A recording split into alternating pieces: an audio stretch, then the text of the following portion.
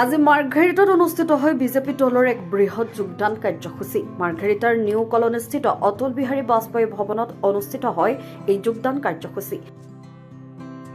মাৰ্ঘেৰিটা সমষ্টিৰ বিভিন্ন প্ৰান্তৰ ৩০০ শতাধিক লোকে ভাৰতীয় জনতা পাৰ্টিত যোগদান কৰে। আজি যোগদান কৰা সকলৰ ভিতৰত অসম প্ৰদেশ মহিলা কংগ্ৰেছ কমিটিৰ প্ৰাক্তন সম্পাদিকা অঞ্জুমা আহমেদ, অসম প্ৰদেশ কংগ্ৰেছ কমিটিৰ প্ৰাক্তন সম্পাদক ৰূপুল গগৈ, জাগুন মণ্ডল কংগ্ৰেছৰ প্ৰাক্তন কাৰ্যকৰী সভাপতি ৰাজু হাজৰিকা অন্যতম। এই যোগদান কাৰ্যসূচীত আদৰণি ভাষণ দিয়ে টাউন মণ্ডলৰ সভাপতি সুখদেৱ শৰ্মাই। বুধ প্ৰকাশ উপাধ্যায়ে ধৰা অনুষ্ঠানত মাৰ্ঘেৰিটা বিধানসভা সমষ্টিৰ বিধায়ক ভাস্কৰ শৰ্মাই দললৈ নতুনকৈ অহাসকলক আদৰণি জনায়। এই যোগদান কাৰ্যসূচীত ব্লক মণ্ডলৰ সভাপতি নৱদত্ত, জ্যেষ্ঠ নেতা ভীম কৰ্মকাৰ, তৰা প্ৰসাদ দিহিঙীয়া, শ্ৰীমন্ত মাধৱ কটকী, হৰিনন্দন গড়, ধীৰাজ সোণোৱাল, মাৰ্ঘেৰিটা বিধানসভা সমষ্টিৰ প্ৰভাৰী সঞ্জয় সিং উপস্থিত থাকে।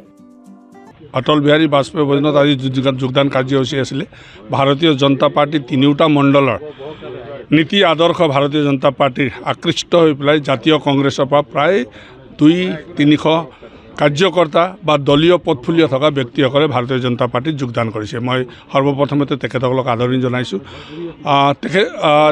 আপোনালোকে জানে আজি 10টা বছৰ মাৰ্ঘেৰিটাবাসী ৰাইজে মোক আশীৰ্বাদ দি আহিছে।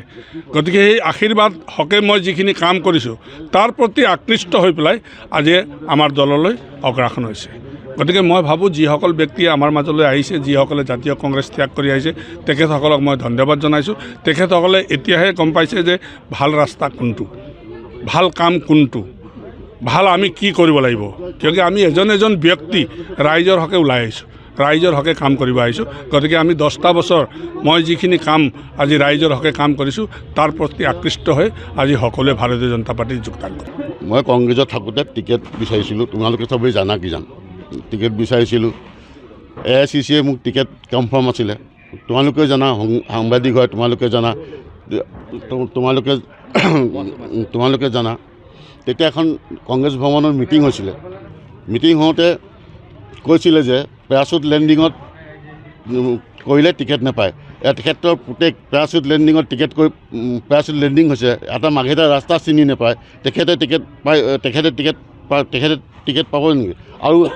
আৰু কথা এটা শুনা, আমাৰ ভাস্কৰ শৰ্মা দেৱে যি কাম উন্নতি কৰিলে, আমাৰ জাগুনৰ দলংখন বনাইছে, আকৌ মোলাঙত যোৱা দলংখন বনাইছে, ৰাস্তা পদূলি ঘাট হৈছে, আৰু আমাৰ হেমন্ত বিশ্ব শৰ্মা ডাঙৰীয়াই যি তোমাৰ উন্নয়নমূলক কাম কৰি দেখাইছে মানে ৰাইজক, তাৰ প্ৰতি নিকৃষ্ট হৈ আমাৰ কংগ্ৰেছ কৰ্মী যিমান আছে চবেই লাহে লাহে আহিব বুলি মই আশা কৰিলোঁ। আৰু মই তোমালোকৰ বাহিৰতে কৈছোঁ যেন কংগ্ৰেছ কৰ্মী যেন ৰূপুল গগৈক যোনে ভাল পায় সি নিশ্চয় আহিব।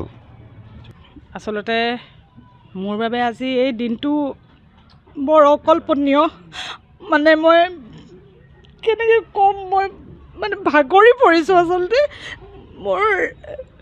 মই এটা চাইডৰ পৰা খুব সৌভাগ্যৱান, যিহেতু ভাস্কৰ শৰ্মা ডাঙৰীয়া নিচিনা এজন আমি নেতা কাষত পাইছোঁ। আচলতে এই সিদ্ধান্তটো, আজিৰ যিটো সিদ্ধান্ত, এইটো আমি কাহানি পাই ল'ব লাগিছিলে। ভাস্কৰে অথনি কৈছে, আপোনালোকে শুনিছেও, এই বস্তুটো আমি আচলতে কাহানি পাই ল'ব লাগিছিলে। কিন্তু লোৱাৰ পৰা আমি দূৰত্ব বজাই ৰাখিলোঁ, কাৰণ দলটোক ভাল পাওঁতো। ৰাজনীতি বুজি পোৱা নাছিলোঁ, নুবুজোতে ধৰক আহিছিলোঁ।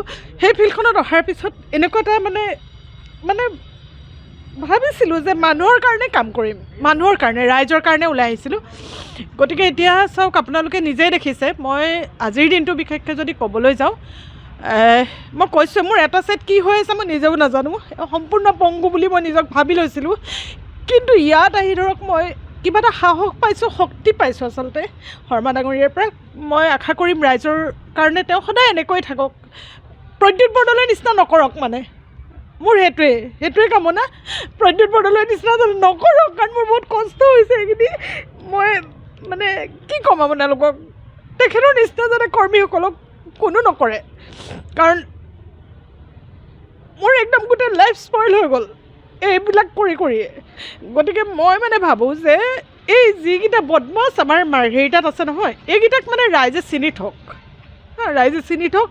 আৰু প্ৰথম কথা, মহিলাক তেওঁলোকে সন্মান কৰিবলৈ শিকক, মহিলাক সন্মান কৰিবলৈ শিকক, ৰাইজৰ সঁচা দুখবিলাক বুজি পাবলৈ শিকক, সিমানখিনিয়ে। মাৰ্ঘেৰিটাৰ পৰা সমৰণ বৰঠাকুৰৰ ৰিপৰ্ট, NJ মিডিয়া। আপুনি আপোনাৰ ব্যৱসায়ৰ প্ৰচাৰৰ বাবে চিন্তা কৰিছে নেকি? আপোনাৰ দোকান, প্ৰতিষ্ঠান বা যিকোনো অনুষ্ঠানৰ বিজ্ঞাপনৰ সকলো সমস্যা সমাধান তথা সঠিক প্ৰচাৰৰ বাবে এতিয়াই NJ মিডিয়াৰ সৈতে যোগাযোগ কৰক। আমাৰ যোগাযোগ নম্বৰ 8638916352।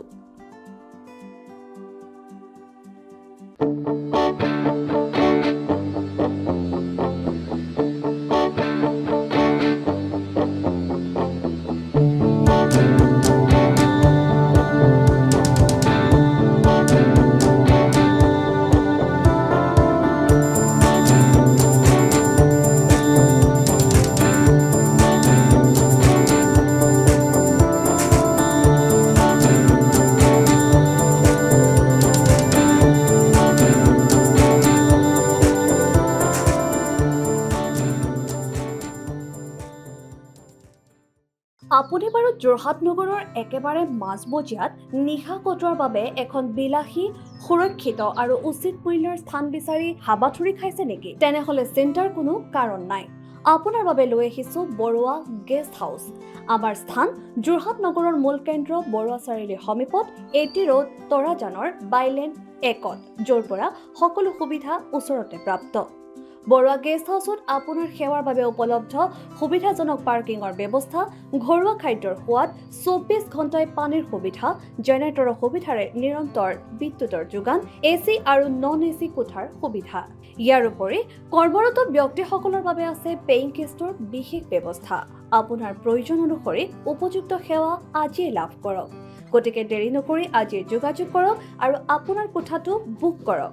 আমাৰ যোগাযোগ নম্বৰ 9859917909 অথবা 9207050900 নম্বৰত। বৰুৱা গেষ্ট হাউচ, আপোনাৰ ঘৰৰ পৰা দূৰত আপোনাৰ নিজা ঘৰ।